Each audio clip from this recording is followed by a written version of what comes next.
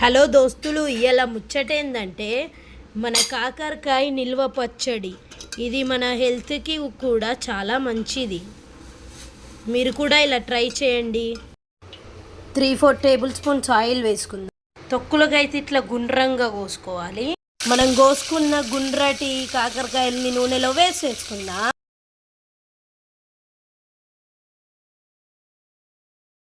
1 table spoon కారం, తగినంత పసుపు, తగినంత ఉప్పు వేసుకుందాం. జీలకర్ర, మెంతులు, ఆవాల పొడి వేసుకుందాం. మంచిగా మిక్స్ చేసుకుందాం. తగినంత కొద్దిగా అంత బెల్లం వేసేసుకుందాం, చేదు రాకుండా. పచ్చడి చల్లగా అయినాక ఆయనతో ఒకటే నిమ్మకాయ అనుకునేరు, ఒక 3-4 నిమ్మకాయలు పిండుకుందాం. సర్వ్ చేసుకుందాం. మరి మనం ఒక బౌల్లో తడి లేని దాంట్లో వేసుకోవాలి. ఇది నిలువ పచ్చడి దోస్తులు. మన నిల్వ పచ్చడి అయితే కాకరకాయది రెడీ. మీరు కూడా ఇలా ట్రై చేయండి మరి.